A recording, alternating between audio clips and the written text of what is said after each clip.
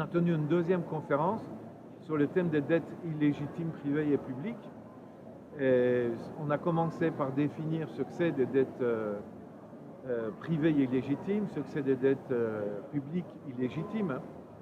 Et c'est donc en fait des dettes, en ce qui concerne les dettes publiques, contractées contre l'intérêt de la population et au grand bénéfice d'une minorité privilégiée. Par exemple, une dette contractée pour sauver des banquiers privés qui ont pris de tels risques qu'ils ont besoin de soutien des pouvoirs publics pour ne pas faire faillite. Ça, c'est un exemple de dette illégitime, mais il y en a d'autres, bien sûr. Les dettes provoquées par des grands projets, des éléphants blancs qui ne servent absolument pas à l'intérêt de la population, ou des dettes qui sont dues au manque à gagner sur les recettes fiscales parce qu'on a fait des cadeaux fiscaux aux plus riches. Voilà quelques exemples.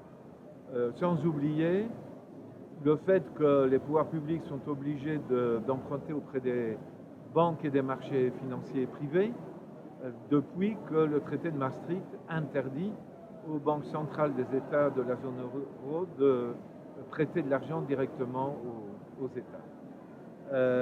Les dettes privées illégitimes, là il s'agit de dettes hypothécaires. Par exemple, dans l'État espagnol, suite à la crise de l'immobilier de 2010, il y a eu plus de 300 000 familles qui ont été expulsées de leur logement. Aux États-Unis, c'est 12 millions de familles, et tout ça suite à des contrats hypothécaires abusifs avec les banques qui, face aux impayés, reprennent la possession des biens en expulsant les familles qui s'étaient endettées dans des conditions, je répète, odieuses ou tout à fait abusives en faveur des créanciers.